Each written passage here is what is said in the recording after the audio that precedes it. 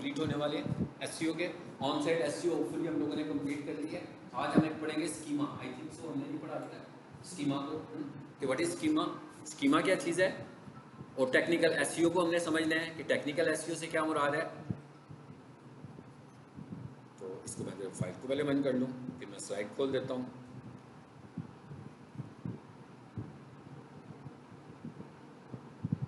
PDF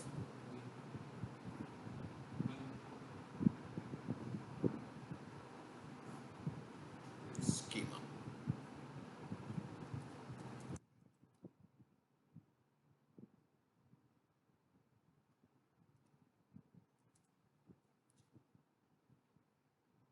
जो मैंने आप लोगों से एक पीडीएफ शेयर की हुई है एसईओ की जिप फाइल, उसके अंदर हम जो कुछ पढ़ रहे हैं ये सब होंगी इसके अंदर, ये सारी फाइलें। उसको अनजिप करेंगे तो ये सारी फाइलें अलग-अलग खुल जाएंगी आपके पास, ठीक है। अच्छा, व्हाट इज स्कीमा? सबसे पहले तो हम ये समझते हैं कि स्कीमा है क्या चीज़।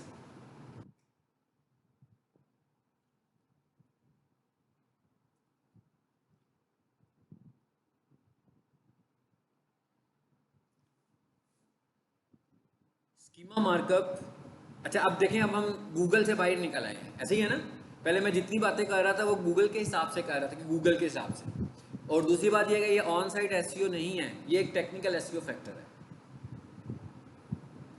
Schema markup found at schema.org, यानी अब हम एक दूसरे प्लेटफॉर्म पर चले गए और उसका नाम है schema.org।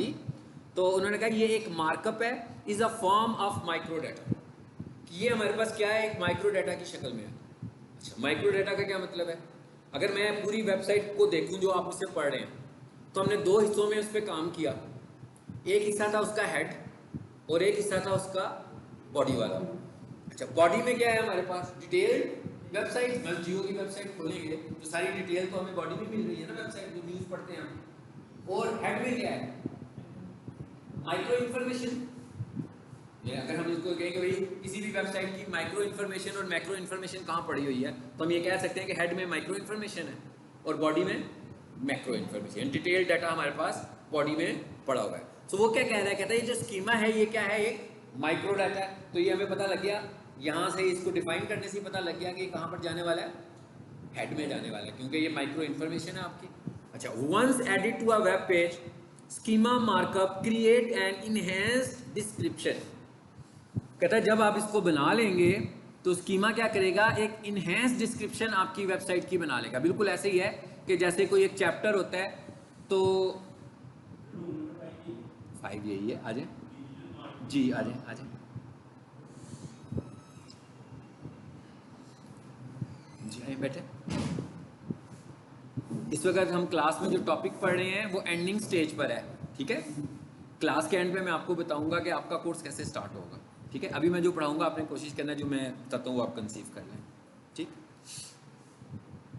अच्छा, अब वो क्या कह रहा है कि ये एक इनहेंस डिस्क्रिप्शन है। इनहेंस डिस्क्रिप्शन का क्या मतलब है कि जैसे एक चैप्टर होता है तो हम उसको समराइज कर लेते हैं, तो वो ये कह रहा है कि भाई ये एक समरी सी बन जाएगी आपकी वेबसाइट की। इनहेंस डिस्क्रिप्शन का क्या मतलब है कि एक एडिशनल डिस्क्रिप्शन हम उसके साथ ऐड कर रहे हैं। हालांकि पहले डिस्क्रिप्शन कहाँ थी हमारे पास, मेटा डिस्क्रिप्शन थी, डिटेल इन्फॉर्मेशन कहाँ थी, बॉडी में थी। लेकिन ये कह रहा है कि एक इनहेंस डिस्क्रिप्शन है जो हम अटैच कर रहे हैं। सबसे पहले हमें ये समझना है कि ये जो इनहेंस डिस्क्रिप्शन ऐड की जा रही है ये किसके लिए की जा रही है। क्या ये विजिटर के लिए ऐड की जा रही है जो वेबसाइट को देखता है, या ये क्राउलर के लिए की जा रही है। बिल्कुल इसकी एग्जांपल ऐसे ही है जैसे हम ये कहेंगे पीक सोल्यूशन का जो इंफॉर्मेशन ऑफिस है, उनके पास अगर डिजिटल मार्केटिंग कोर्स की पूरी इंफॉर्मेशन होगी तो वो बहुत अच्छे तरीके से, तो हम ये कह सकते हैं ना कि उसकी डिजिटल मार्केटिंग के कोर्स की इनहेंस डिस्क्रिप्शन हमने उनको दे दी। क्या दे दी कि भाई ये डिजिटल मार्केटिंग का कोर्स है, ये 3 माह का कोर्स है, इसके अंदर 5 मॉड्यूल्स हैं, इस मॉड्यूल में आप ये पढ़ोगे, ये करने एक मॉड्यूल करने के बाद आपको ये फायदा होगा। पूरी डिटेल उनके पास पड़ी हुई है। अब अगर फॉर एग्जाम्पल थोड़ी देर के लिए हम ये कहेंगे उनके पास पूरी डिटेल नहीं है, उनके पास सिर्फ ये कि एक 3 माह का कोर्स है और उसकी फीस इतनी है, बस। इसका मतलब क्या हुआ कि वो डिटेल डिफाइन नहीं कर सकते इस चीज़ को, और कन्विंस भी नहीं कर सकते, फिर तो आने वाले बंदे को कन्विंस भी नहीं कर सकते ना कि आप सिर्फ यही बता रहे हो कि 3 माह का कोर्स है और इतनी फीस है। तो कोई बंदा ये डिसाइड नहीं कर सकता कि ये उसके फ़ायदे की चीज़ है कि उसके नुकसान की चीज़ है, इससे उसे कुछ मिलना भी है कि नहीं मिलना। लेकिन अगर हम एक अच्छे तरीके से उन्हें गाइड कर देंगे तो फिर क्या वो हर विजिटर को बता सकते हैं। इसी तरह जब हम गूगल के क्राउलर को ये बता दें कि भाई ये जो वेबसाइट है, ये वेबसाइट इसके मुतालिक है, ये जो वेबसाइट है ये एक लोकल बिजनेस है, ये एक वेबसाइट है इसका ये एड्रेस है, ये वेबसाइट है इसका ये एक मोबाइल नंबर है। हालांकि देखिए ये सारी इंफॉर्मेशन हम किसको देते हैं, किसी पर्सन को देते हैं। इस दफा हम किसको देने की बात कर रहे हैं, क्राउलर को देने की बात कर रहे हैं। और हम ये कह रहे हैं कि ये वेबसाइट है, इसका ये पर्पज है। फायदा ये है कि भाई वो भी तो, क्राउलर भी तो आपकी वेबसाइट को क्राउल करके लोगों को दिखा रहा है ना। तो जब ये सारा डाटा क्राउलर के पास चला जाएगा तो जब कोई क्यूरी आएगी गूगल के ऊपर तो क्राउलर देखेगा कि मेरे पास ये एक्स्ट्रा इंफॉर्मेशन पड़ी हुई है, ये मेरे पास इनहेंस डिस्क्रिप्शन पड़ी हुई है। अब वो देखेगा कि इस क्यूरी के साथ किसकी इनहेंस डिस्क्रिप्शन मैच करती है, वो उसको दिखा देगा। It is called schema. इसको हम बोल रहे हैं स्कीमा। और ये गूगल का स्टैंडर्ड नहीं है, ये स्कीमा एक वेबसाइट है, उनका बनाया हुआ स्टैंडर्ड है। मगर आज की तारीख तक गूगल इस स्टैंडर्ड को कंसीडर करता है।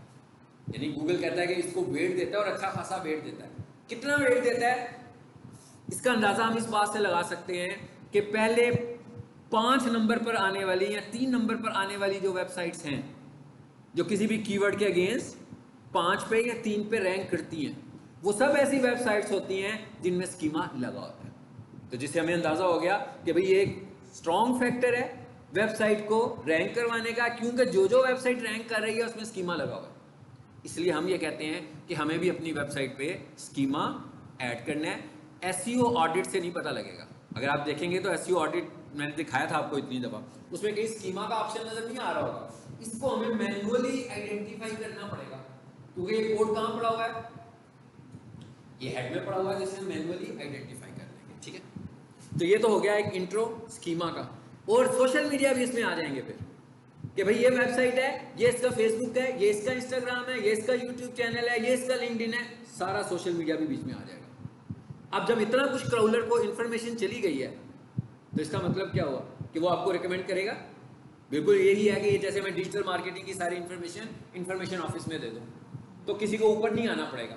तो अगर फॉर एग्जाम्पल कोई बंदा को 15 सवाल पूछता है, उनमें से 10 सवालों के जवाब उसे मिल जाते हैं, 5 के नहीं मिलते, तो यहाँ तो वो ऊपर आएगा। और ये भी हो सकता है कि वो ड्रॉप हो जाए, कि वो कहे नहीं भाई मुझे क्यूरी सही तरीके से मिली नहीं है, तो वो ऊपर भी ना आए इन्फॉर्मेशन लेने। यहाँ फिर उसको इन्फॉर्मेशन देने के लिए मेरे पास भेजेंगे, तो गूगल तो कहेगा ना भाई जिसकी ज़्यादा इन्फॉर्मेशन है मैं उसी को रैंक कर देता हूँ, जिसकी कम इन्फॉर्मेशन है मैं उसको नीचे करता हूँ। जैसे हम ये कहते हैं ना, अक्सर स्टूडेंट मुझे क्वेश्चन करते हैं कि सर कि हम जो सीख रहे हैं तो ये तो सब लोग इम्प्लीमेंट कर सकते हैं, फिर एक वेबसाइट कैसे ऊपर आती है? मतलब एक स्टैंडर्ड है ना, हम पढ़ रहे हैं, तो ये सारे स्टैंडर्ड्स को एक बंदा इम्प्लीमेंट कर रहा है तो दूसरा भी तो कर रहा होगा ना। तो फिर हमारी वेबसाइट रैंक कैसे हो जाती है? हमारी वेबसाइट रैंक ऐसे होती है कि हम एक तो सारे स्टैंडर्ड भी करते हैं, कुछ लोग उस स्टैंडर्ड्स को वेरीफाई कर लेते हैं, इग्नोर कर देते हैं, उसके बाद फिर कंटेंट की इंपॉर्टेंस भी आ जाती है कि आपका कंटेंट कितना जानदार है, आपका कंटेंट कितना यूनिक है। लेकिन सबसे पहले हमें सारे स्टैंडर्ड्स को पूरा करना है। अब आ जाते हैं नीचे और जरा, ये तो हमने मार्कअप को इंट्रो लिया कि व्हाट इज स्कीमा मार्कअप, होता क्या है। ठीक है, अच्छा अब जब स्कीमा मार्कअप लगा होगा तो ये देखें फिर ये इनहेंस डिस्क्रिप्शन की बात कर रहे हैं तो सर्च रिजल्ट में ये सारा डाटा आना शुरू हो जाएगा भाई, क्योंकि मैंने गूगल को जो दे दिया, किसी बंदे ने कीवर्ड लिख के सर्च किया तो जितनी इनहेंस इंफॉर्मेशन दी मैंने वो सारी की सारी सर्च रिजल्ट में भी नजर आनी शुरू हो गई है हमारे पास। ठीक है, इसीलिए हम इसको बोल रहे हैं इनहेंस डिस्क्रिप्शन। जी आ जाए। अच्छा जी, why schema is important in SEO, ये तो मैंने अभी बता दिया आपको कि क्यों इंपॉर्टेंट है। ठीक है ना, schema markup is a code also called semantic vocabulary और माइक्रोडाटा। अच्छा अब एक टर्म इस्तेमाल हुआ यहाँ पर सिमेंटिक।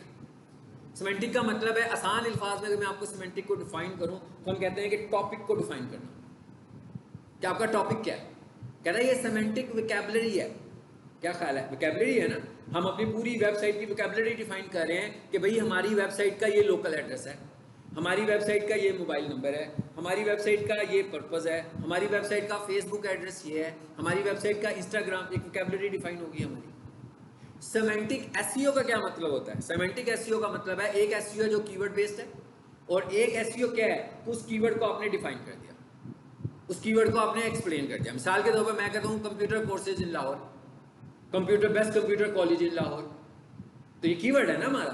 लेकिन अगर मैं कहूँ कि इसकी सिमेंटिक एसईओ करनी है हमने, तो क्या मतलब? इसका मतलब ये हुआ कि मैं डिफाइन करूंगा डिजिटल मार्केटिंग के कोर्सेज को, मैं डिफाइन करूंगा वेब डेवलपमेंट के कोर्सेज को। अब जो वेब डेवलपमेंट कोर्सेज है बेसिकली उसी की डेफिनेशन है, best computer college in Lahore की डेफिनेशन है। तो इट इज कॉल्ड, इस तरह हम क्या बोलते हैं इसको, हम कहते हैं सिमेंटिक एसईओ, कि टॉपिक को एक्सप्लेन करें, ना कि सिर्फ कीवर्ड्स पे जाएं।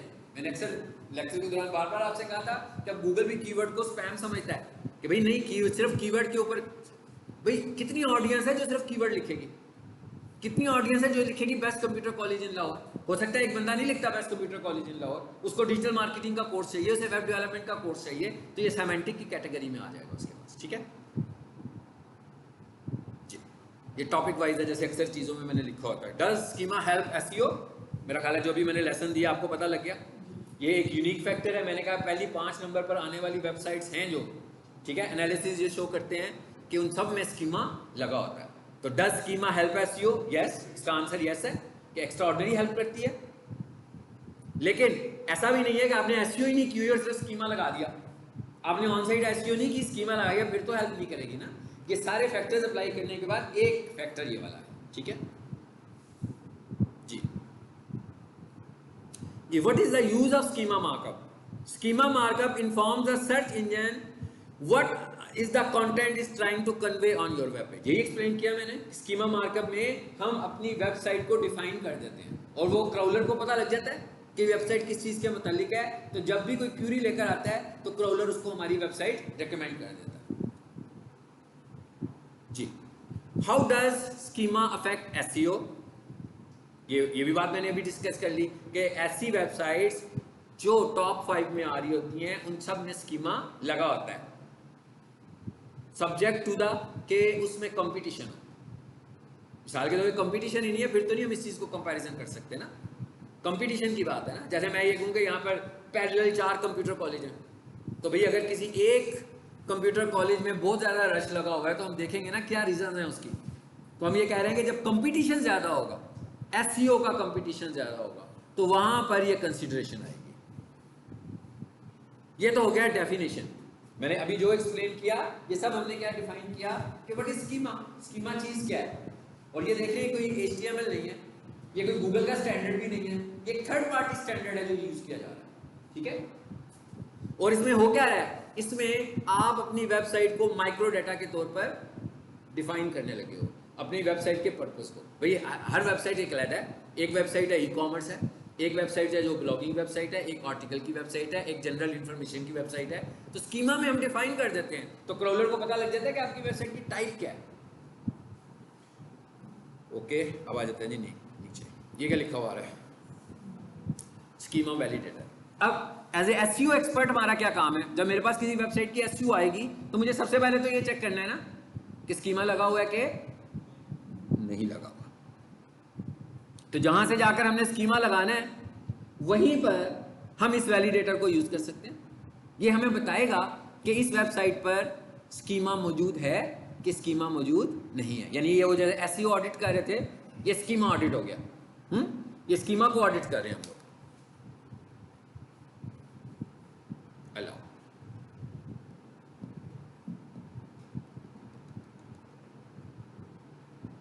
जी, एक वेबसाइट थी, स्कीमा की फाइल उसमें मौजूद है ग्रुप में, नोट्स में। आप उसे खोलेंगे, PDF फाइलों को आप लोगों ने सबने मैंने बताया हुआ है कि कंप्यूटर पे खोलना है, डेस्कटॉप पे या लैपटॉप पे, मोबाइल पे खोलेंगे तो वो लिंक्स तो काम नहीं करेंगे उसके अंदर वाले। क्या कहता है भाई, किस वेबसाइट की आपको देखनी है, स्कीमा चेक करने आपको। पहले अपनी एक्सक्लूजन पे आते हैं, फिर एक दो वेबसाइट्स और को भी देख लेते हैं।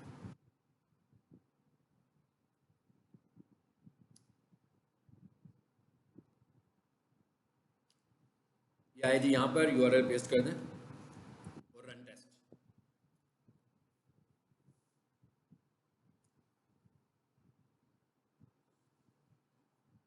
जी, क्या मैसेज आया, डिटेक्टेड, स्कीमा लगा हुआ है। ओके, अब जरा एक काम करते हैं, टिप्स एकेडमी की वेबसाइट पे चलें।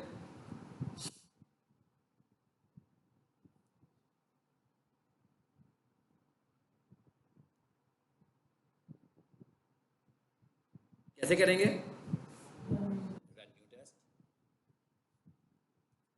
यहां पर आकर पेस्ट, ये भी फ्री टूल है।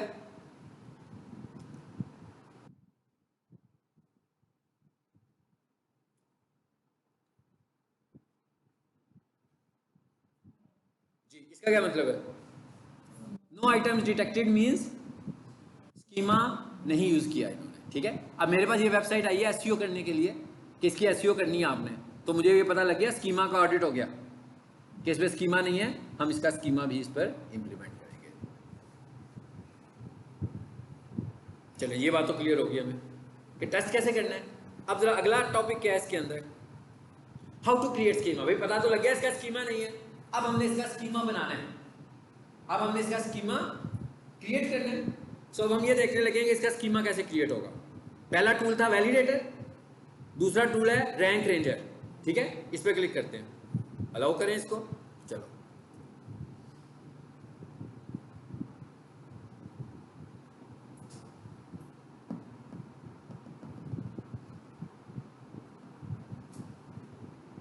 जी आगे, which schema would you like to create. अब वो क्या कह रहे हैं आपसे, भाई आप स्कीमा बनाना चाह रहे हैं, अब मुझे बताएंगे आपकी वेबसाइट किस तरह की है।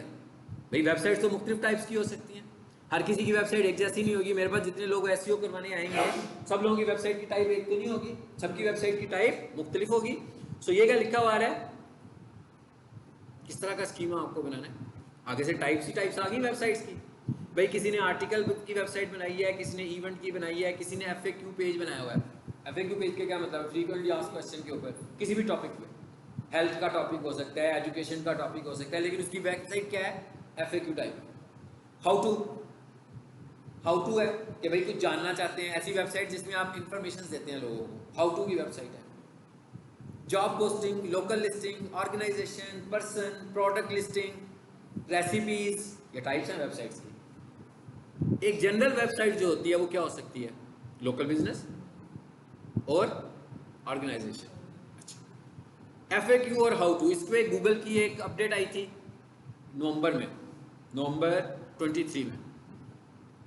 सो गूगल ने क्या कहा था, गूगल ने ये कहा कि भाई एफएक्यू, क्योंकि एफएक्यू फ्रीक्वेंटली आस्क्ड क्वेश्चंस हैं, तो ये एक ऐसी वेबसाइट है जिसका स्कीमा लग जाता है, और स्कीमा लगने से इसके रैंक होने के चांसेस बढ़ जाते हैं, एक्स्ट्रॉर्डिनरी ज़्यादा बढ़ जाते हैं। सो अब लोगों ने क्या करना शुरू कर दिया, गूगल ने ये डिटेक्ट किया कि उनकी वेबसाइट एफएक्यू टाइप भी नहीं है, मगर वो एफएक्यू टाइप बनाते हैं, होम पेज के ऊपर कुछ क्वेश्चंस लिखते हैं, लेकिन वेबसाइट किसी और चीज़ के मतलब है, तो वो रैंक कर जाते हैं। सो गूगल ने कहा कि भाई अब मैं ना एफएक्यू को डिसअलाउ करने लगा हूँ उन लोगों के लिए जो आम लोग हैं, लेकिन जो गवर्नमेंट ऑर्गेनाइजेशंस हैं, देखें ना, गवर्नमेंट ऑर्गेनाइजेशन में लोगों को एफएक्यूज की बहुत ज़रूरत होती है। जो हेल्थ वेबसाइट्स हैं उसके लिए भी एफएक्यू की बहुत सारी ज़रूरत है। तो कहता है इन दो को तो मैं डिसअलाउ नहीं करूंगा, लेकिन इसके अलावा कोई बंदा एफएक्यू में आएगा तो मुझे देखना पड़ेगा कि क्या वाकई वो एफएक्यू टाइप ही है, अगर नहीं होगी तो मैं उसको डिसअलाउ कर दूंगा यहाँ से, ठीक है। और हाउ टू के ऊपर भी वो इसी तरह के कुछ उसकी रिजर्वेशन थी, इसलिए इसको उसने अब करना छोड़ दिया। लेकिन फॉर एग्जांपल मेरे पास एक वेबसाइट आती है हेल्थ टाइप, तो मैं उसका एफएक्यू बना सकता हूँ, या मेरे पास कोई गवर्नमेंट की वेबसाइट आती है तो मैं उसको भी एफएक्यू बना सकता हूँ, लेकिन बाकियों को गूगल ने डिनाई कर दिया। यानी इसका मतलब क्या हुआ, गूगल भी इसको मॉनिटर करने लगा हुआ है। गूगल की जो नई अपडेट्स आती हैं, जो उसके नए एल्गोरिथम्स आते हैं, वो यही देखता है कि लोग मेरी चीज़ों को कैसे इस्तेमाल कर रहे हैं, फिर वो कुछ चीज़ों को अलाउ और कुछ चीज़ों को डिसअलाउ कहता है, और उसको हम बोलते हैं गूगल एल्गोरिथम्स, कि गूगल के नए एल्गोरिथम्स आ रहे हैं।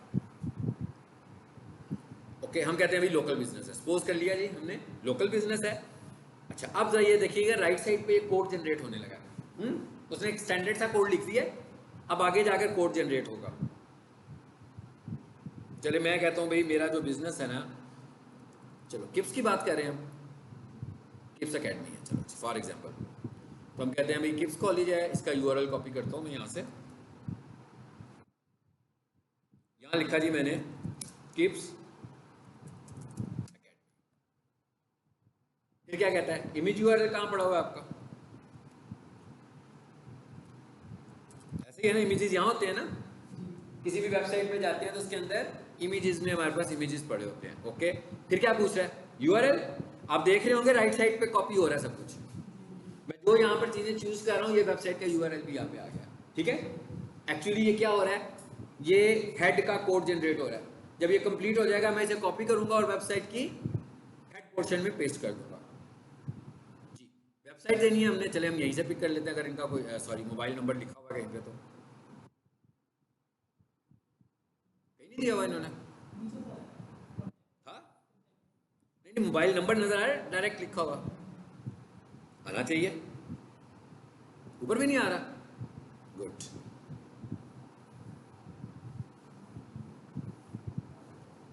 चले ये तो व्हाट्सएप का भाई कॉल नहीं है।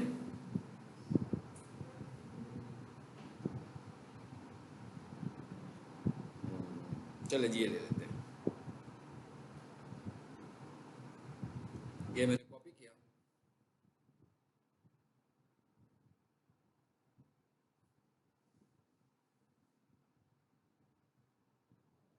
कहाँ बना रहा था मैं, यहाँ। ये नंबर भी दे दिया मैंने, प्राइस रेंज देनी हो दे दें, स्ट्रीट देनी है दे दें।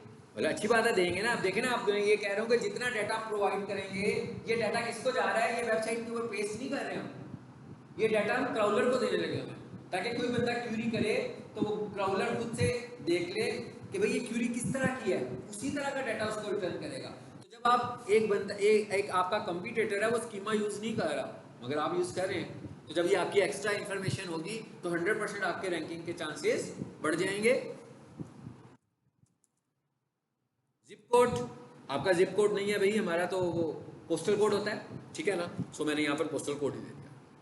यहाँ पर क्या आ रहा है जी, कंट्री कोड, मैंने कहा जी 92, रीजन कोड 42, ऐसे ही है ना। पर ये अब आपने देख रहे हैं कि आप किसका काम कर रहे हो। उसके बाद आगे देखें क्या आ रहा है, सोशल प्रोफाइल्स। आपको एक बात बता दूं कि अभी आज से कोई 4 महीने पहले या शायद 5 महीने पहले गूगल ने सोशल प्रोफाइल्स अलाउ की गूगल बिजनेस प्रोफाइल में। इससे पहले आप अपनी गूगल बिजनेस प्रोफाइल में अपना फेसबुक ऐड नहीं कर सकते थे, अपना इंस्टाग्राम भी ऐड नहीं कर सकते थे, अपना टिकटॉक भी ऐड नहीं कर सकते थे, यानी कर ही नहीं सकते थे हम वहाँ पे ऐड अपना। मैंने अपनी लोकल लिस्टिंग बना भी ली है, लेकिन मैं रेफरेंस नहीं दे सकता कि ये मेरा फेसबुक पेज है, ऑप्शन ही नहीं है वहाँ पर। अभी उन्होंने कोई 4 माह पहले ये ऑप्शन ऐड की कि आप अपनी सोशल प्रोफाइल्स भी वहाँ पर ऐड कर लो। इससे पहले ये ऑप्शन अवेलेबल नहीं थी। तो इसका मतलब क्या हुआ, इससे पहले ये ऑप्शन कैसे देते थे हम, स्कीमा के थ्रू देते थे। मतलब जब तक उसने ये हमें अलाउ नहीं किया था, इधर है जरा,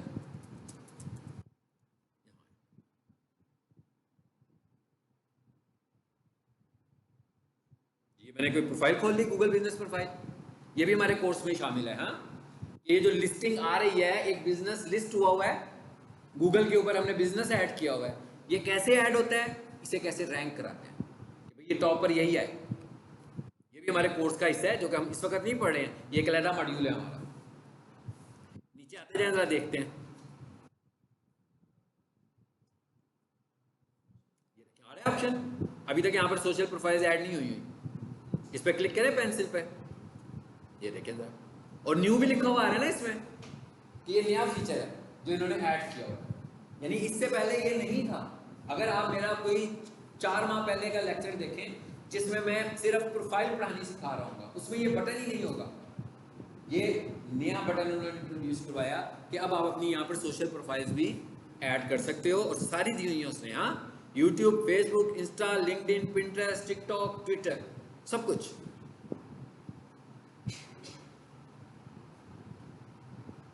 चलें जी वापस आ जाए, हम कहाँ पे थे, आई थिंक सो यहाँ पे थे, ठीक है। अब क्या कह रहे हैं, यहाँ पर अपनी प्रोफाइल्स ऐड करें। कैसे ऐड करेंगे भाई प्रोफाइल्स, यहाँ पर फेसबुक का जो भी आपका यूआरएल होगा वो आप यहाँ पे ऐड कर दें। मिसाल के तौर पर मैं यहाँ खोल लेता हूँ, यहाँ पर फेसबुक खुल जाता है, अभी ये खुल गया। फॉर एग्जांपल ये हमारा फेसबुक का यूआरएल है जी, ये क्या लिखा है, यहाँ पर फेसबुक का यूआरएल दे दिया, यहाँ पर इंस्टाग्राम का दे दो। ऐड प्रोफाइल करते जाएं और यूआरएल्स देते जाएं, तो यहाँ पर देखिएगा यहाँ पर फेसबुक का आ गया, आ गया। क्राउलर को जा रही है, ये यूजर को नहीं दे रहे हम। यूजर्स के लिए तो हमने बॉडी में फेसबुक का आइकॉन रखा हुआ है, इंस्टाग्राम का भी आइकॉन रखा हुआ है, पिंटरेस्ट का आइकॉन, तो सारे आइकॉन रखे हुए हैं। तो किसी यूजर ने जाना होता है तो उस पर क्लिक करके हमारे फेसबुक पे चला जाता है। ये हमने किसको बताया? ये क्राउलर को बताया कि जनाब ये वेबसाइट है, इस चीज के मुतालिक है, ये उसके फेसबुक है। अब फायदा क्या होगा? जब भी कोई बंदा इसके कंटेंट को फाइंड करेगा, इसकी वेबसाइट भी आएगी और साथ में इसके सोशल लिंक्स भी नजर आएंगे नीचे, यानी इसका फेसबुक पेज भी रैंक हो जाएगा, इसका लिंक्डइन भी रैंक हो जाएगा, इसका इंस्टाग्राम भी रैंक हो जाएगा। सो ये सब चीजें फिर ऑटो रैंक में आएंगी। आई होप आपको समझ में आ गई ये बात। हाँ, इस तरह मैं बहुत सारे एड्रेसेस दूंगा, इसे फिलहाल बंद कर देते हैं। और आगे क्या लिखा हुआ आ रहा है? 24/7 आप खुले हैं तो इसे ऑन कर दें, ये भी गूगल को दे देते हैं। ओपनिंग आवर्स देने होंगे तो यहां से हम वो भी ऐड कर सकते हैं।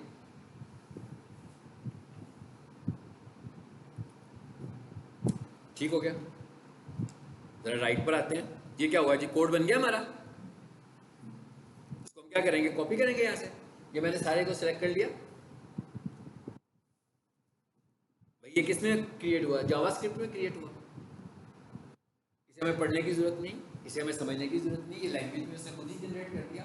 हमने क्या करना है? इस पूरे कोड को कॉपी करना है और ऐसी जितनी भी इंफॉर्मेशन होती है हमारे पास, आप सब जानते हैं, मैं उसे कहाँ लेकर जाता हूँ? हेड में, बॉडी में नहीं जाता। जितनी भी चीजें डिफाइन हो रही होती हैं ये सब कहाँ जाती हैं? हेड में जाती हैं। आप यहाँ पे आए, हेड में पेस्ट कर देते हैं। एग्जांपल कर लेते हैं, कोई वेबसाइट खोल लेते हैं।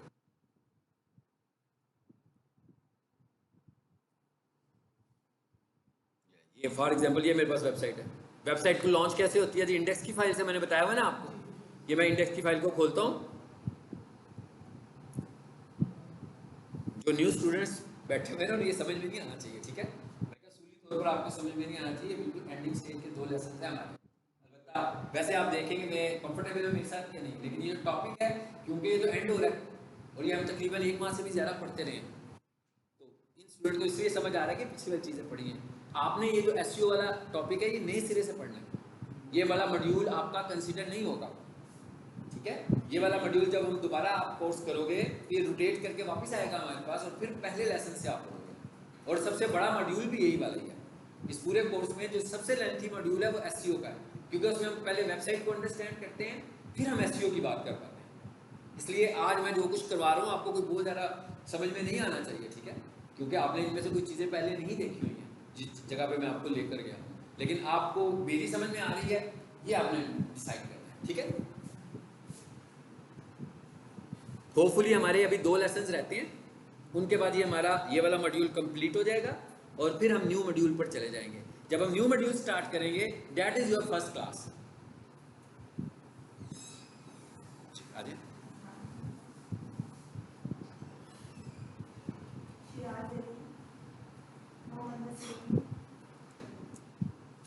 ये हेड पोर्शन में आ गए। हम हेड पोर्शन में किसी भी जगह पर उस कोड को पेस्ट करते हैं, मतलब एंड हेड से पहले, इवन टाइटल से ऊपर कर लो, टाइटल से नीचे कर लो, डजंट मैटर। कोई सीक्वेंस नहीं है, कोई सीक्वेंस नहीं है कि टाइटल हेड के बाद पहला टैग होना चाहिए, ऐसा सीक्वेंस भी कोई नहीं है। हाँ, अगर आप वैसे पहला लिखें तो अच्छी बात है, तो आपको एक सिमिट्री पता लगेगी कि कहाँ से हम काम शुरू कर रहे हैं, ठीक है? लेकिन ऐसा है कुछ नहीं। आ गया सारा कोड यहाँ पे। इसका मतलब क्या हुआ? मैंने स्कीमा इंप्लीमेंट कर दिया। इसका मतलब ये है कि हमने स्कीमा को इंप्लीमेंट कर दिया और साथ ही हमने इसको सेव कर दिया, बस। अब जब मैं इस वेबसाइट को लाइव करूंगा और फिर मैं इसका जाकर स्कीमा टेस्ट करूंगा तो वो ये कहेगा कि इस पर स्कीमा अप्लाई है। और ये एक एसईओ का एक इंपॉर्टेंट फैक्टर इसके ऊपर सेट भी हो गया। चलें जब आ जाते हैं आगे, अगले टॉपिक पे आते हैं।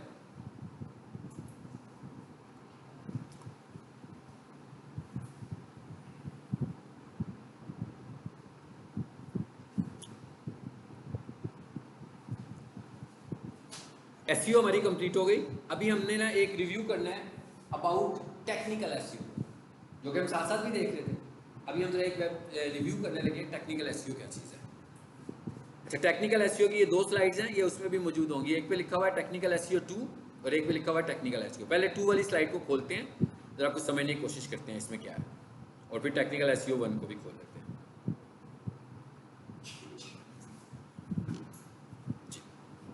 1 पे आते हैं पहले, 2 पे आते हैं पहले।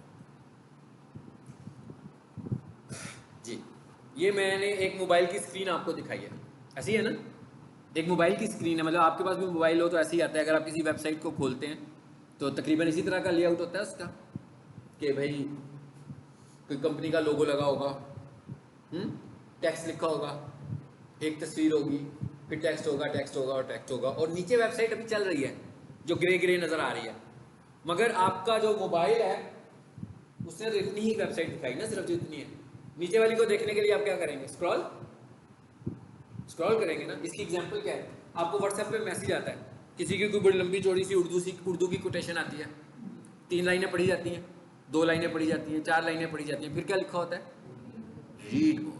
ठीक है, इसी तरीके से आप यूट्यूब पे कोई वीडियो देख रहे हैं, उसकी डिस्क्रिप्शन नज़र आ रही है आपको, उस पर भी लिखा आता है 2 लाइनों के बाद, 3 लाइनों के बाद रीड मोर।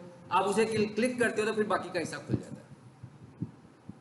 ये जो ऊपर वाला हिस्सा है जिसको आप पहले क्लिक नहीं कर रहे अभी खोलने के लिए, इसको हम बोलते हैं, ये सबके लिए मैंने बता दिया, व्हाट्सएप मैसेज के लिए भी आपको बता दिया, इसको हम बोलते हैं अबव द फोल्ड कंटेंट। इस हिस्से को, यानी ये जो पूरी वेबसाइट नीचे चलती जा रही है, चलती जा रही है, चलती जा रही है, हाँ, इतना हिस्सा जो एक स्क्रीन पे आपको मिल रहा है is called above the fold content. अब वेबसाइट की जो स्पीड है वो कैसे कैलकुलेट होती है? हमारे ज़हन में तो है कि पूरी वेबसाइट से कैलकुलेट होती है। नो, आपकी वेबसाइट की स्पीड सिर्फ इस पोर्शन से कैलकुलेट होती है, above the fold content. Google क्या कहता है? गूगल कहता है कि आपकी website above the fold content वाले हिस्से में अगर 2.5 सेकंड्स में लोड हो जाती है तो इसका मतलब है कि आपकी वेबसाइट की स्पीड अच्छी है। अभी मैंने कहा लोड हो जाती है, मैं इसको और डिफाइन करूंगा आगे जाकर। ठीक है, पूरी वेबसाइट की बात हो रही है कि किसकी बात हो रही है, यानी उसको टाइम कितना चाहिए, 2.5 सेकंड्स। लेकिन किस हिस्से पर चाहिए? सिर्फ इस हिस्से। नीचे वाला हिस्सा ज्यादा टाइम भी ले रहा है तो डजंट मैटर, लेकिन अबव द फोल्ड कंटेंट में कम टाइम होना चाहिए। अच्छा, अब आ जाए जरा इस स्क्रीन पे। ये 3 हिस्से हैं इसके, पहले मैं इसको पढ़ाता हूं फिर मैं ऊपर से शुरू करूंगा। इस कॉल्ड, एक टर्म इस्तेमाल होती है, इसे क्या बोलते हैं? Core web vitals. Core web vital से क्या मुराद है? ये 3 स्टैंडर्ड हैं कोर वेब वाइटल्स में, 3 स्टैंडर्ड्स हैं जो आपकी वेबसाइट की टेक्निकल एसईओ चेक करते हैं या आपकी वेबसाइट की स्पीड चेक करते हैं। देखें जरा, इनमें पहला क्या लिखा हुआ है ग्रे कलर में, लोडिंग। यानी अगर मैं कहना कि वेबसाइट जब खुल रही है तो उसको मैं 3 फेजेस में डिवाइड कर दूं। पहले फेज में क्या हो रहा है, वेबसाइट लोड हो रही है। दूसरे फेज में क्या हो रहा है, वेबसाइट इंटरेक्टिव हो रही है। तीसरे फेज में क्या हो रहा है, विजुअली स्टेबल, बिल्कुल कांस्टेंट हो गई, या मैं इसको यूज कर रहा हूँ। जैसे आप दराज की वेबसाइट पे जाते हो खोल कुछ खरीदने के लिए, तो पहले वेबसाइट लोड होती है, फिर यह जब लोड हो रही होती है ना, तो उसके बाद उसने इंटरेक्टिव होने में भी थोड़ा टाइम लेना होता है कि भाई अब आपको प्रोडक्ट नजर आ रही है, अब आप ऐड टू कार्ट का बटन प्रेस कर दो। समटाइम तस्वीरें ऊपर नीचे हो रही होती हैं, फिर एक स्टेज पे आकर वो भी स्टिल हो जाती है। तो उस तीसरे हिस्से को हम क्या बोल रहे हैं, विजुअल स्टेबिलिटी।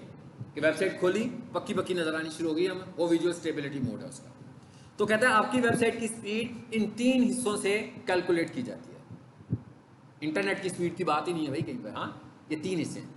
नंबर 1, लोडिंग वाला पार्ट को हम बोलते हैं एलसीपी। लोडिंग वाले पार्ट को हम कहते हैं एलसीपी। एलसीपी स्टैंड फॉर लार्जेस्ट कॉन्टेंटफुल पेंट। इसका मतलब क्या हुआ? लार्जेस्ट कंटेंटफुल पेंट का मतलब, वापस इस स्लाइड में आए तो आपको समझ में आ जाएगा। ये वेबसाइट है जिसने लोड होना है। कहता है इस पूरी स्क्रीन के ऊपर सबसे बड़ा ऑब्जेक्ट कौन सा है इस वक्त? इस तस्वीर के मुताबिक ये पिक्चर।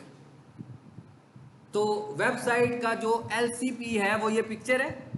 अब वो क्या कह रहा है, फिर स्लाइड में आकर देखें क्या कह रहा है। कहता है भाई इसकी गुड स्पीड कितनी है, 2.5 सेकंड्स। इससे ज़्यादा होगी तो ज़रा इंप्रूव होने की ज़रूरत है, और अगर ये 4 सेकंड से भी ज़्यादा होगी तो इसका मतलब है हालात ख़राब है कि आपकी वेबसाइट स्लो है। इसका मतलब हमें इस चीज़ को कंट्रोल करवाना है कि आपका एलसीपी जो है उसका टाइम 2.5 सेकंड्स और लेसर है। यहाँ तो 2.5 सेकंड होना चाहिए, इससे कम होना चाहिए। इससे ज़्यादा होगा तो आपकी वेबसाइट स्लो साइट की तरफ जाएगी। अब एक आम वेबसाइट है, ये तो मैंने एक मोबाइल पे एक तस्वीर बनाई है ना। वैसे अगर हम एक आम वेबसाइट को देखें तो उसका इंटरफेस ऐसा नहीं होता। आप किसी भी वेबसाइट को देखते हैं तो उसके ऊपर जो सबसे हैवी ऑब्जेक्ट होता है, वो पिक्चर नहीं होती, वो स्लाइडर होता है ना। आप किसी भी वेबसाइट को खोलो, एक स्लाइडर आता है, यूं करते हो फिर दूसरी तस्वीर आ जाती है, फिर यूं करते हैं फिर तीसरी तस्वीर आ जाती है, नंबर ऑफ पिक्स आ रही होती है ना, उसके ऊपर स्लाइड कर रही होती है। सबने ऐसा देखा हुआ है वेबसाइट में कि नहीं देखा हुआ, कि किसी भी वेबसाइट को खोलें तो बिल्कुल हेड पर, बिल्कुल हेड पर, हेड का मतलब आप यूं समझ लो कि ये वेबसाइट है, एक्चुअली यहां पर स्लाइडर होगा और ये स्लाइडर एनिमेट हो रहा है। अब दूसरे नंबर पर मुझे आप ये बताएं कि क्या आज तक हमारी प्रैक्टिस क्या है, अगर उस बंदे ने हेडर में अपने स्लाइडर में 5 तस्वीरें रखी हैं, 6 तस्वीरें रखी हैं या 3 तस्वीरें रखी हैं, तो आज तक कभी किसी ने स्क्रॉल किया हो? नहीं किया ना। वैसी है जैसे वो सोशल मीडिया के ऊपर आपकी कैरसेल पोस्ट होती हैं, इंस्टाग्राम पे अक्सर देखते हैं ना तस्वीरें, 1 2 3 4, OLX पे गाड़ी लगा रहे हैं, सेल के लिए आपने गाड़ी लगाई, उसमें आपने 26 तस्वीरें लगा दी, ऐसे ही है ना। तो जिस बंदे ने गाड़ी खरीदनी थी वो तो तस्वीरें देखेगा, लेकिन जो वेबसाइट के स्लाइडर है इसको तो कोई नहीं देखता। गूगल स्ट्रिक्टली रिकमेंड करता है कि स्लाइडर ना इस्तेमाल करें। क्यों? स्लाइडर में भी इमेज है और वेबसाइट में भी इमेज है ऑलरेडी, मगर स्लाइडर जो बनता है वो बनता है जावास्क्रिप्ट कोड से, और जावास्क्रिप्ट कोड स्ट्रिक्टली नापसंदीदा चीज है गूगल की।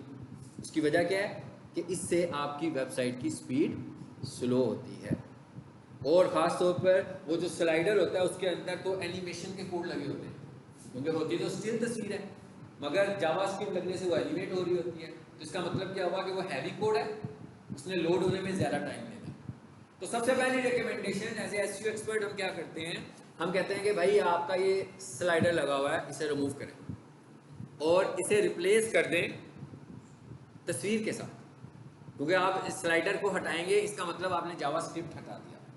अब अगर वो क्लाइंट ये कहे कि नहीं जी जावास्क्रिप्ट तो हमारी बड़ी रिक्वायरमेंट है, यही तो हमारी वेबसाइट की शोशा है भाई, लोग इसी को ही तो देखते हैं ज़्यादा, इससे हमारी वेबसाइट अच्छी लगती है, फिर हम उसे ये रिकमेंड करते हैं। क्या हम उसे रिकमेंड करते हैं कि अबव द फोल्ड कंटेंट में स्लाइडर ना लगाएं, बल्कि नीचे लगा लें। क्या वजह है उसकी? उसकी वजह यह है कि गूगल आपकी जो स्पीड कैलकुलेट कर रहा है वो कहाँ से कर रहा है? अबव द फोल्ड कंटेंट, नीचे से तो वो स्पीड बना ही नहीं रहा, मतलब नीचे वाले जो कुछ भी लगा हुआ है उसमें आपकी वेबसाइट की स्पीड का कोई रोल ही नहीं है। वो जल्दी लोड होता है, वो देर से लोड होता है, टाइम ज़्यादा ले लेता है, हैवी ऑब्जेक्ट्स भी हैं, नहीं होने चाहिए, लेकिन अगर हैं तो वो स्पीड कैलकुलेटर नहीं है। स्पीड कैलकुलेटर कौन सा है? Above the fold content. तो हम फिर उससे कहते हैं कि भाई यहाँ ले आओ, ताकि कोई बंदा स्क्रॉल करे तो यहाँ पर नजर आए। फाइन, इसकी समझ में आ गया आपको? एलसीबी भी समझ में आ गया। अब फॉर एग्जांपल एक बंदे ने इमेज ही लगाया हुआ है, ठीक है, हम सपोज करें एक बंदे ने इमेज ही लगाया हुआ है, लेकिन बाद में हमें पता लगा कि ये जो तस्वीर थी ना ये पीएनजी थी या जेपीजी थी, और इसका जो साइज था ना वो 1 MB था। तो मैंने क्या किया, इसको फिर कंप्रेशन की, इसकी वेबपी बनाई। जैसे ही मैंने इसकी वेबपी बनाई तो पता लगा ये 200 किलोबाइट्स पे आ गई। तो पहले ये आ रही थी 1000 किलोबाइट्स पे, फिर ये हो गई 200 किलोबाइट्स पे। फर्क पड़ा ना? तो एकदम क्या हुआ, एलसीबी छोटा हुआ कि नहीं हुआ? एलसीबी एकदम छोटा हो गया, 1 MB से 200 किलोबाइट्स पे आ गया। तो इसका मतलब क्या हुआ कि वेबसाइट की स्पीड भी इंप्रूव होगी कि नहीं होगी? होगी ना इंप्रूव, एकदम स्पीड उसकी बेहतर हो जाएगी। अब ये जितना काम हमने डिस्कस किया ये एसईओ का तो नहीं है, ये भी हमें पता लग रहा है, ये हमारी रिकमेंडेशन जाएगी डेवलपर को कि जनाब ये चीज़ें आपकी बड़ी हैं, इनको ठीक करें। मेरे पास एक वेबसाइट आती है, पता लगता है उसमें हमारे पास इतने सारे इमेजेस हैं, भाई उसमें 1000 इमेजेस हैं। हम जब उन इमेजेस को देखते हैं, कोई 900 किलोबाइट्स का है, कोई 1.2 MB का है, तो हम सबसे पहला टास्क क्या करते हैं, उन इमेजेस को श्रिंक करते हैं। उनके श्रिंक करने का मतलब ये नहीं कि क्रॉपिंग नहीं करते, हम उनके साइजेस को रिड्यूस करते हैं। मिसाल के तौर पर 1000 मल्टीप्लाई 1100 किलोबाइट्स, 1000 मल्टीप्लाई 200 किलोबाइट्स। फर्क पड़ा? कितना बड़ा फर्क पड़ा? कितने सारे बाइट सेव हुए? इसका मतलब क्या हुआ कि जब हमारी वेबसाइट लोड होगी तो लोड भी जल्दी होगी ना। फिर एकदम हम लोगों ने 1000 मल्टीप्लाई 1100 KB या 1000 मल्टीप्लाई 200 KB, तो बहुत सारा स्पीड में फर्क पड़ जाएगा। सो ये एसईओ का हमारा काम होता है। आ जाए वापस, अगला हिस्सा क्या है इसका? FID, इसका मतलब है फर्स्ट इनपुट डिले। इसका क्या मतलब है भाई, ये चीजें नजर आ रही हैं लेकिन आपकी वेबसाइट पर जो पहली इनपुट कंप्लीटली आपको नजर आ रही है वो कितना टाइम लेती है नजर आने में। फर्स्ट इनपुट डिले यानी पहली इनपुट आने में कितना टाइम लग रहा है, इसको हम क्या बोलते हैं, FID। ये वाला टाइम कैलकुलेट हो रहा है, वो क्या कह रहे हैं कितना होना चाहिए, 100 मिली सेकेंड्स का। अगर इससे ज़्यादा है तो इसको भी हमें कंट्रोल कराना पड़ेगा कि पहला एलिमेंट डिस्प्ले क्यों नहीं हो रहा, जल्दी डिले हो रहा है। फिर वही चीज़ें हम चेक करेंगे, इमेजेस के साइजेस का इशू है, किस चीज़ का इशू है, बहुत सारे इश्यूज हो सकते हैं भाई। इमेज का साइज भी इशू कर सकता है, फ़ॉन्ट भी इशू कर सकता है। मिसाल के तौर पर आपने कहा भाई मेरी वेबसाइट पे ऐसा फ़ॉन्ट हो जो दुनिया की किसी वेबसाइट पे ना हो, इसका क्या मतलब हुआ, इसका तो मतलब हुआ कि भाई वो तो यूज़र के पास भी नहीं होगा। तो फिर जब आपकी वेबसाइट लोड होगी तो सबसे पहला काम क्या होगा, फ़ॉन्ट इंस्टॉलेशन का होगा। अब जब फ़ॉन्ट इंस्टॉल हो रहा है तो इनपुट डिले तो आ गया ना, चल ही नहीं रहा वो जब तक इंस्टॉल नहीं हो रहा। तो इस चीज़ को हम रोकेंगे, हम कहेंगे भाई सिस्टम फ़ॉन्ट्स के साथ आओ, ठीक है। स्पेशल फ़ॉन्ट्स चलाने की जरूरत नहीं जो लोगों के मोबाइल पे नहीं है या जो लोगों के कंप्यूटर्स पर नहीं है, बल्कि वो फ़ॉन्ट्स लगाओ जो सबके पास है, ताकि आपकी website as early as possible load हो सके। उसके बाद तीसरा जो फैक्टर है वो क्या है जी, cumulative layout shift. Cumulative layout shift का क्या मतलब है कि विजुअल स्टेबल होने में कितना टाइम ले रही है। ये बिल्कुल ऐसे ही है जैसे इस कमरे में कुर्सियां पड़ी हुई थी, आप आए, बैठ गए आराम से, ना कोई आवाज़ हुई ना कुछ हुआ, सबको पता है मुझे कहाँ बैठना है, ऑप्शंस भी थी कहाँ बैठना है। एक तरीका ये है कि सारी कुर्सियाँ साथ वाले कमरे में पड़ी हुई हैं। तो जब स्टूडेंट्स आ रहे हैं, मेरी क्लास शुरू हो गई है और हर स्टूडेंट वहाँ से एक कुर्सी एक खींच के लाता है यहाँ पर, और जब वो लाता है तो उसको हाल भी खाली मिलता है, तो अपनी मर्जी की जगह पर उसको प्लेस करने की कोशिश भी करेगा। टाइम वेस्ट होगा, शोर भी होगा। इसका मतलब क्या हुआ, ये कह रहा है कि भाई आपकी जो इमेजेस हैं, आप याद है आपको इमेज ऑप्टिमाइजेशन में मैंने आपसे कहा था कि इमेजेस के साइजेस को भी स्पेसिफाई कर दें, ताकि जब क्रॉलर के पास आपके इमेजेस जाएं तो उसके पास उसके साइजेस भी हों, उसको पता हो कि मैंने किस इमेज को कितने साइज में लिस्ट करना है। ये वाला फैक्टर इसमें आ जाएगा और फ़ॉन्ट वाला फैक्टर भी इसी के अंदर आपका आ जाएगा, ठीक है। इन तीनों को हम क्या बोलते हैं, LCP, FID और CLS को हम क्या बोलते हैं, कोर वेब वाइटल्स। अब आप नोट करें कि इन तीनों फैक्टर्स में कहीं पर भी ऑन साइट SEO इन्वॉल्व नहीं है, मतलब SEO का कोई रोल ही नहीं है, SEO एक्सपर्ट का कोई रोल नहीं है इसमें। मगर ये वाली बातें अगर हम थोड़ी देर के लिए सोचें तो ये 100% रिलेट किसके साथ कर रही हैं, डेवलपर से। लेकिन डेवलपर ने वेबसाइट बनाते हुए इसे कंसीडर ही नहीं किया, असूली तौर पर तो उसे ही कंसीडर करना चाहिए ना। लेकिन ये चीज़ें हम पॉइंट आउट करेंगे क्योंकि इन्हीं चीज़ों से आपकी वेबसाइट स्लो है। एक और प्रॉब्लम भी है जो मैंने शायद पहले भी डिस्कस की थी कि आपका स्लाइडर आपकी हेडिंग स्टाइल को ओवरलैप कर रहा है, टच करने लगा हुआ है।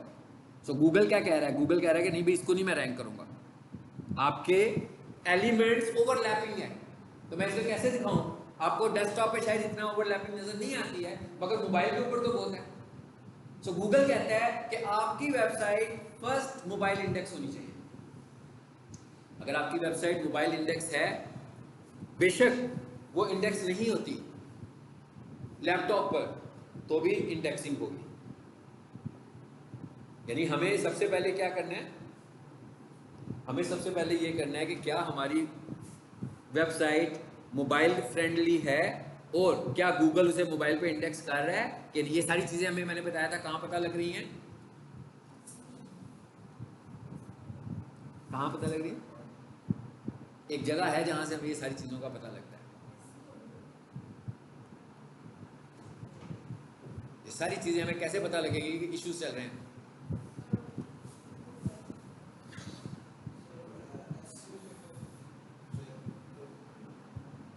याद करें कौन सी जगह थी जो मॉनिटर करती थी आपकी वेबसाइट को। अब तो मैंने बता भी दिया है, अब तो मेरा ख्याल है आप लोगों को बता ही देना चाहिए वैसे ही।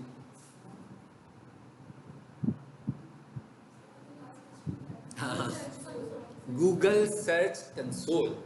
गूगल सर्च कंसोल जो है ना, वो कैमरे हैं आपकी वेबसाइट के ऊपर लगे हुए हैं गूगल के, वो गूगल देखने लगा हुआ है कि आपकी वेबसाइट में क्या इश्यूज आ रहे हैं। ये जो इश्यूज हैं वहाँ डिटेक्ट करते हैं जाकर, जो हमने प्रीवियस क्लास में गूगल सर्च कंसोल में जाकर अपनी वेबसाइट को ऐड किया था।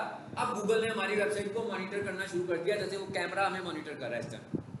तो यहाँ पर कोई बग आएगा तो ऑफिस वालों को फौरन पता लग जाएगा, वहाँ पर स्क्रीन लगी हुई है, क्या इशू चल रहा है, क्लास हो रही है नहीं हो रही है, आती चले गए हैं, मॉनिटर चल रहा है कि नहीं चल रहा, मैं पढ़ा रहा हूँ कि नहीं पढ़ा रहा हूँ, आप बैठे हुए हैं खा रहे हैं क्या, अभी सब पता लग रहा है हमें स्क्रीन पे। इसी तरह गूगल को भी सब पता लग रहा है कि क्या हो रहा है, और वो सारे बग्स वहाँ पर आ रहे हैं।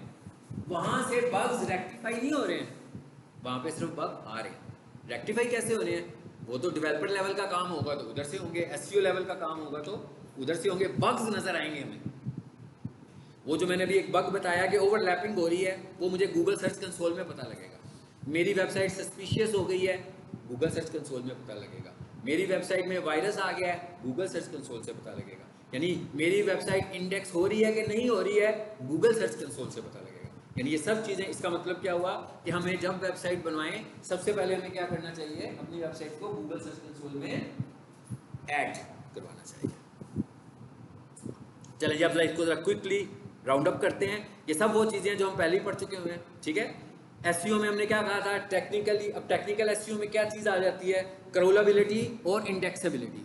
आपकी वेबसाइट इंडेक्सेबल है कि नहीं है, इसकी रिक्वायरमेंट क्या है कि आपकी वेबसाइट क्रॉलेबल है कि नहीं है। यानी पहले तो आपकी वेबसाइट को क्रॉलेबल होना है, फिर गूगल उसको इंडेक्स करके रैंक करेगा। अगर आपकी वेबसाइट इंडेक्स हो रही है तो इसका मतलब क्या है, अभी गूगल के ऊपर होता है ना ऑटोफिल, ऑनलाइन लिखो तो आगे पूरी की पूरी लाइन लिखी हुई आ जाती है ना, that comes from indexing server. ये गूगल के इंडेक्सिंग सर्वर से सब कुछ आ रहा होता है, उसने इंडेक्स किया होता है। तो वो कहता है मैं इंडेक्स सिर्फ उसको करूंगा, उस वेबसाइट को इंडेक्स करूंगा मैं जो गूगल के स्टैंडर्ड्स को पूरा करेगी, यानी क्राउलेबल होगी। जो क्राउलेबल नहीं है उसको मैं इंडेक्स नहीं करूंगा। ओके, अगला स्टैंडर्ड क्या था जी, साइट आर्किटेक्चर हमने डिस्कस किया था। फिर क्या था, एक्सएमएल साइट मैप, ये भी बनाना सीखा था। साइट स्पीड, इसको भी हम डिस्कस भी कर रहे हैं। डुप्लीकेट कंटेंट नहीं होना चाहिए भाई, ऐसा नहीं है। अक्सर क्लाइंट्स क्या करते हैं, एक वेब डेवलपर गया किसी के पास वेबसाइट बनवाने, उसने कहा जी आपने वेबसाइट बनवानी है, उसने कहा फाइन, बजट डिसाइड हुआ, उसके बाद उसने कहा आपकी वेबसाइट कैसी हो, तो वो आगे से एक सिंपल सी बात कर देता, कहता भाई मेरे इतने सारे लोगों की तो वेबसाइट्स बनी हुई हैं भाई, वैसी बना दो जैसी उनकी है। ये आम सी बात है। इसका मतलब क्या हो, वो क्या करेगा, उधर से डाटा उठाएगा, वहाँ पर पेस्ट करना शुरू कर देगा। क्योंकि जब भी वेब डेवलपर वेबसाइट बनाता है तो वो डाटा मांगता है, data in shape of text, data in shape of pictures. So अगर कोई क्लाइंट उनको ये सब प्रोवाइड नहीं करेगा तो डुप्लीकेशन होगी ना। डुप्लीकेट वेबसाइट ना तो क्राउलेबल होती है ना ही इंडेक्सेबल होती है। यानी अगर आप चाहते हैं कि आपकी वेबसाइट रैंक हो तो आपके पास कंटेंट यूनिक होना चाहिए। सिक्योरिटी इश्यूज कौन से, क्या होना चाहिए सिक्योरिटी के लिए, SSL प्रोटेक्टेड वेबसाइट होनी चाहिए, ठीक है। यूजर एक्सपीरियंस वेबसाइट का कितना अच्छा है। यूजर एक्सपीरियंस का मतलब है कि बंदा वेबसाइट खोलता है तो खुल भी जाती है कि नहीं। ये वही कोर वेब वाइटर्स आगे बीच में, कोर वेब वाइटर्स अभी डिस्कस किए ना, ये सब किस में आएंगे, यूजर एक्सपीरियंस में आएंगे। आपका स्लाइडर टच करने लगा हुआ है हेडिंग स्टाइल को, इसका मतलब है यूजर एक्सपीरियंस पूरा हो रहा है। आपका स्लाइडर भी लगा हुआ है, ऊपर आपका व्हाट्सएप का बटन बना हुआ है, व्हाट्सएप का बटन मर्ज होने लगा हुआ है स्लाइडर के साथ, इसका मतलब है कि यूजर एक्सपीरियंस ठीक नहीं है, इसको ठीक करना पड़ेगा। स्लाइडर छोटा करना पड़ेगा या व्हाट्सएप के बटन के साइज को रिड्यूस करना पड़ेगा। एसईओ वाला बंदा तो नहीं करेगा, डेवलपर से करवाएंगे जी। और आ जाते हैं आगे नीचे और देखते हैं और कौन सी चीज़ें जो हमने पढ़ी थी। ये एलसीपी हो गया हमारा, ये सारी चीज़ें डिफाइन हो गई उसमें जो मैंने अभी। मोबाइल फ्रेंडली होनी चाहिए आपकी वेबसाइट, इसको भी हमने डिस्कस किया भाई। अगर आपकी वेबसाइट मोबाइल फर्स्ट इंडेक्स है तो दूसरी होगी। यहाँ पर जिक्र जीएससी का भी हो रहा है, आपने अपनी वेबसाइट को गूगल सर्च कंसोल में भी ऐड करना है, ठीक है ना। GSC stand for Google Search Console, इसका पुराना नाम जो था that is webmastering tool. Google Search Console का पुराना नाम क्या है, वेबमास्टरिंग टूल। HTTPS यानी SSL। अब आपने देख रहे हैं सब वो चीजें जो हम पढ़ चुके हैं। अब आपको पता लग रहा होगा कि टेक्निकल एसईओ के फैक्टर्स क्या हैं। ब्रोकन लिंक्स फाइंड करने, broken links means 404 error, 404 errors को आइडेंटिफाई करें, ये भी उसमें आता है। रीडायरेक्ट्स, ये भी पढ़ा हमने प्रीवियस क्लास में। नेविगेशन मेन्यूज रीजनेबल तरीके से बने हो और आपस में लिंक्ड अप हो। कैटेगराइजेशन, आपकी वेबसाइट की कैटेगराइजेशन भी ठीक हो। मिसाल के तौर पर एक डिजिटल मार्केटिंग की कंपनी है जो कि सर्विसेज भी देती है और जो ट्रेनिंग भी देती है, तो उनका एक मेन्यू है प्रोडक्ट्स का और एक मेन्यू है ट्रेनिंग का। अब उन्होंने प्रोडक्ट्स में कहीं ट्रेनिंग तो नहीं ऐड कर दी या ट्रेनिंग में कहीं प्रोडक्ट्स तो नहीं ऐड कर दी। It is called categorization. URL structure बड़ी दफ़ा पढ़ा हमने कि यूआरएल स्ट्रक्चर अच्छा होना चाहिए और उसमें कीवर्ड मौजूद होना चाहिए। इंटरनल लिंकिंग पढ़ा था हमने, एक्सटर्नल लिंकिंग भी होनी चाहिए। फिर क्या आ गया जी, रोबोट्स, ये भी हम पढ़ चुके हैं। ये सब वो चीजें इनको हम ओवरव्यू कर रहे हैं। ये जो हमने टेक्निकल एसईओ के फैक्टर साथ साथ पढ़े थे कि रोबोट्स फाइल है कि रोबोट्स फाइल नहीं है।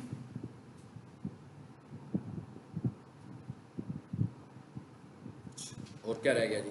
मेरा ख्याल है कि काम खत्म हो गया। ये सारे फैक्टर्स थे हमारे पास, यानी ये हमने ऑन साइट एसईओ और टेक्निकल एसईओ कंप्लीट किया। एक लेक्चर हमारा होता है लिंक बिल्डिंग के ऊपर, व्हाट इज लिंक बिल्डिंग, कैसे करते हैं, ये क्लास हम लेंगे और उसके बाद हमारा ये वाला मॉड्यूल कंप्लीट हो जाएगा और आप सारी एसईओ को इम्प्लीमेंट करें जितनी आपने सीखी है वेबसाइट के ऊपर। जो लोग होस्टिंग नहीं ले सकते वो अपनी वेबसाइट पे लगाएं और मुझे अपनी लोकल वेबसाइट दिखाएं, तो मैं ही उसको ऑडिट करके आपको बता दूंगा कि क्या आपने सारे फैक्टर्स उस पर लगा लिए हैं कि सारे फैक्टर्स उस पर नहीं लगाए हैं। एक लेसन हमारा और होगा लिंक बिल्डिंग का, वो आप लोगों के लिए भी नया ही होगा। और लिंक बिल्डिंग को हमने डिस्कस नहीं किया। Link building is a separate strategy. अगर आपने अपनी वेबसाइट को रैंक करना है तो वेबसाइट को रैंक करने के लिए तो हम ऑन साइट एसईओ और टेक्निकल एसईओ, यानी अगर हम कंपैरिजन करें कि एक वेबसाइट ए है, उसने क्या किया हुआ है, टेक्निकल एसईओ की हुई है और ऑन साइट एसईओ की हुई है, और दूसरी वेबसाइट है उसने लिंक बिल्डिंग नहीं की हुई, ठीक है।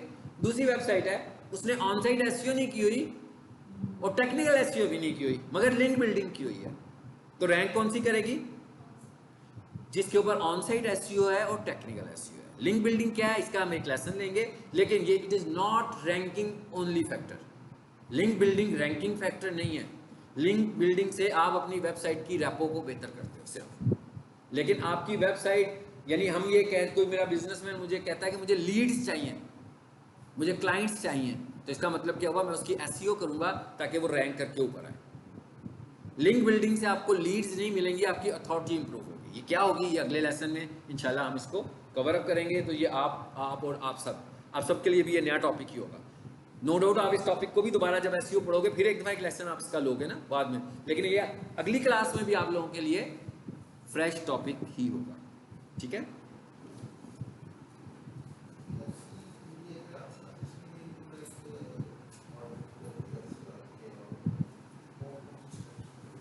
हाँ जी, इसकी भी मैंने एक वीडियो बनाई हुई है, मेरे चैनल तक पहुंच जाते हैं ना आप, उसमें देखिएगा। एक लेंथी वीडियो होगी और एक शॉर्ट वीडियो होगी बैकग्राउंड म्यूजिक के साथ। उसमें क्या होगा, सिर्फ लिखा हुआ नजर आ रहा होगा। सबसे पहली चीज़ तो ये है कि वैसे इससे मेरी वीडियो देखने से पहले हम लोग एक महीना इस पर काम करते रहे, सो आप लोग भी इसको कुछ फैक्टर्स को फिगर आउट करने की कोशिश करें वन बाई वन। उसके बाद मेरी वो वीडियो देखिएगा, उस वीडियो में मैंने सिर्फ यही बताया हुआ है कि सीक्वेंस क्या है, यानी आप जब किसी वेबसाइट की एसईओ करोगे तो क्या सीक्वेंस है। वैसे तो देखा जाए तो मुख्तसर सा सीक्वेंस क्या है, मुख्तसर सा सीक्वेंस क्या है जी। कहाँ से बात शुरू करेंगे, आपने क्वेश्चन किया तो उसको जरा सम अप कर लेते हैं। बात कहाँ से शुरू करेंगे? नंबर 1 एसईओ की बात कर रहे हैं अब हम। एसईओ, अब हम पीक सॉल्यूशन की एसईओ की क्लास की बात नहीं कर रहे, अब हम वेबसाइट की एसईओ की बात कर रहे हैं। पहला फेज कीवर्ड रिसर्च, ठीक है ना, यहाँ से शुरू होगा। सबसे पहला फेज कीवर्ड रिसर्च, कि भाई जिस कंपनी की वेबसाइट है उसके लिए हमें कीवर्ड्स चाहिए। कि भाई देखें कीवर्ड्स क्या है, मार्केटिंग एजेंट्स हैं। एक बंदा गूगल पर आता है, टाइप करता है, उसके लिए वो कीवर्ड नहीं है, गूगल के लिए और हमारे लिए वो कीवर्ड है। जैसे ही वो उसको टाइप करे तो हम कहते हैं हमारी वेबसाइट ऊपर आ जाए। तो ये क्या होने चाहिए, कीवर्ड्स। यहाँ से हम काम शुरू करेंगे कि हम उसकी प्रोडक्ट्स, उसकी सर्विसेज के लिए पहले कीवर्ड्स फाइंड करेंगे। फिर जब हमें कीवर्ड्स मिल जाएंगे हम उन कीवर्ड्स को उसके कंटेंट में ऐड कराएंगे। कितना? 2.5% उससे बीच में ऐड होना चाहिए, कंटेंट यूनिक होना चाहिए। फिर हम ये कह रहे हैं कि भाई on site SEO, technical SEO apply करनी शुरू कर दो। टाइटल में कीवर्ड लेकर आओ, मेटा डिस्क्रिप्शन में कीवर्ड लेकर आओ, फेविकॉन लगाओ। मेरा ख्याल है सबको पता, यही हम एक महीने से यही डिस्कशन करते रहे हैं ना। यही वाली वीडियो मेरे चैनल पे पड़ी हुई है, आपने उधर आकर खुद ढूंढनी है, लेकिन ये वीडियो आपने फाइंड करनी है, ठीक है। और आप सेक्शन में जाओगे ना तो उसमें लिखा होगा एसईओ फैक्टर्स के नाम से, शायद एक सेक्शन भी बना होगा इसका। उसमें 2 ही वीडियोस होंगी, एक शॉर्ट वीडियो होगी, एक लेंथी। एक 40 मिनट की वीडियो होगी जिसमें मैं पूरी क्लास पढ़ाते हुए इसे एक्सप्लेन कर रहा हूँ, और एक शॉर्ट वीडियो होगी जिसमें मैंने क्विक वीडियो बनाया होगा कोई 5-1 मिनट में, जिसमें सिर्फ आपको वो स्क्रीन पर टाइपिंग नजर आ रही होगी। Step number 1, step 2, step 3, step 4, step 5, ठीक है। दोनों वीडियोस वहाँ पे आपको मिल जाएंगे। मेरे टिकटॉक का कितने लोगों को पता है? मतलब मैं टिकटॉक में कोई एक्टिंग नहीं करता हूँ, ठीक है। ये जो मैं आपको पढ़ा रहा हूँ ना, ये छोटे छोटे क्लिप्स होते हैं उसमें। जैसे साइट मैप पढ़ा हमने, डेमो क्लासरूम में पढ़ा, what is site map, define होगा उसमें। व्हाट इज रोबोट्स, डिफाइन होगा उसमें। एसईओ के फैक्टर वाली जो वीडियो है ये भी उसमें पड़ी होगी, मतलब वो सारी की सारी एसईओ की टिप्स उसमें पड़ी होंगी। एसईओ के क्वेश्चंस भी होंगे, 1-1 मिनट की वीडियो होगी, 2 मिनट की वीडियो होगी, कोई 10 मिनट्स की वीडियोस होंगी, मगर वो विदाउट यूजिंग कंप्यूटर होंगी। उसमें मैं एक्सप्लेन कर रहा हूँ, यहाँ पर तो मैं डेमोन्स्ट्रेशन कर रहा हूँ ना, उसमें मैं सिर्फ डिफाइन करने लगा हूँ। ठीक है, उसको भी फाइंड कीजिएगा खुद ही।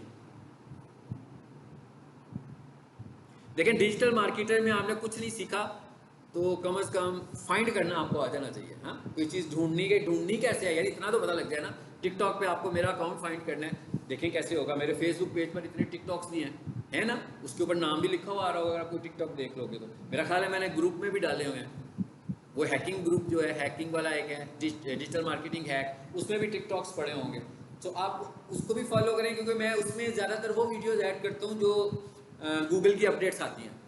जब अभी मैंने आपको जब हमने मेटा डिस्क्रिप्शन पढ़ा था तो उसके ऊपर मैंने एक वीडियो रिकॉर्ड की थी, डेथ ऑफ मेटा डिस्क्रिप्शन, वो टिकटॉक पे रिकॉर्ड की थी, उसके बाद उसको मैंने यूट्यूब पे लेकर आया था।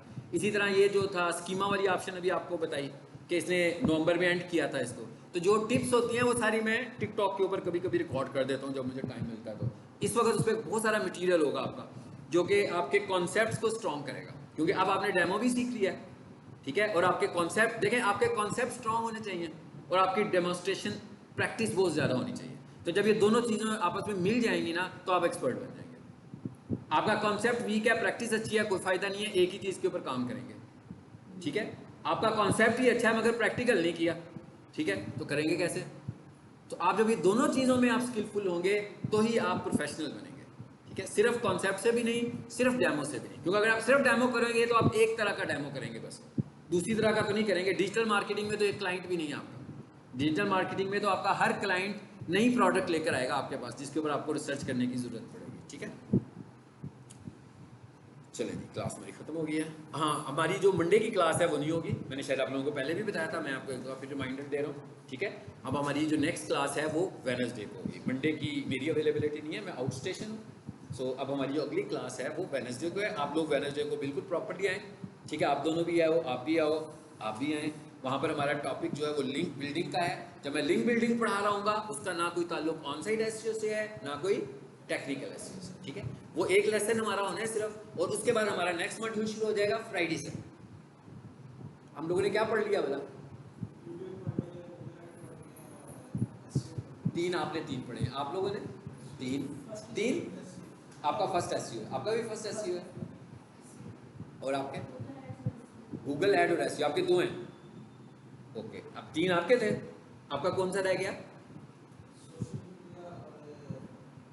फाइन, अगला जो हम मॉड्यूल पढ़ेंगे ना वो सोशल मीडिया का। ठीक है, सोशल मीडिया में ऑर्गेनिक काम करना, और इस वक्त आपको पता है कि जितनी कंपनीज हैं उनका एसईओ वाले लोग बिल्कुल डिफरेंट हैं, और जो सोशल मीडिया की कंपनीज है ना, ज़्यादा एड्स सोशल मीडिया के आते हैं। ऐसे ही है ना कि भाई फेसबुक पर ऐड लगाना है, इंस्टाग्राम पे ऐड लगाने हैं, फेसबुक पेज मैनेज करवाने हैं, इंस्टाग्राम पेजेस मैनेज करवाने हैं, तो ज़्यादा काम हमारा फेसबुक का है। तो अगला जो हमारा मॉड्यूल होगा, आप चारों का वो पहला मॉड्यूल होगा।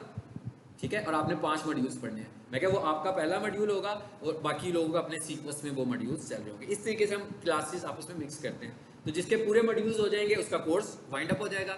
जिनके अभी रहते होते हैं वो चलती रहती हैं क्लासेस आगे, और उसमें फिर न्यू स्टूडेंट्स भी आ जाते हैं। ठीक है जी, किसी ने कोई क्वेश्चन पूछना हो तो मुझसे पूछ सकता है। लास्ट वाली वीडियो फिर नहीं अपलोड हुई? क्या था पहले मुझे बताएं, क्या था? अच्छा, हुई है, अभी देखते हैं। मैं क्या, अभी देखते हैं। 404। अच्छा,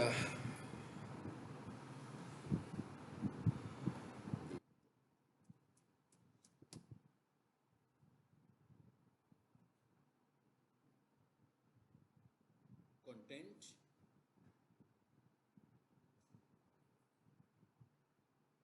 HTML कोडिंग,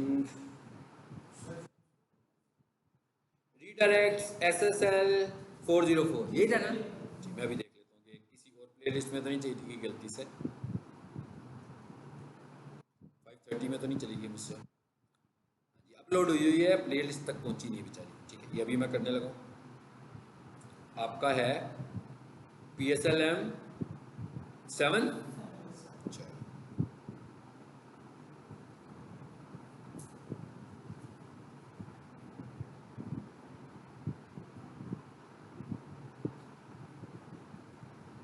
चेक कर लिया, आ गई होगी।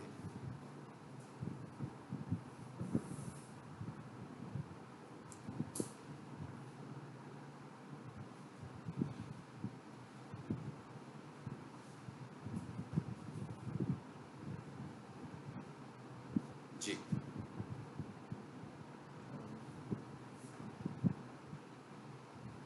आइए।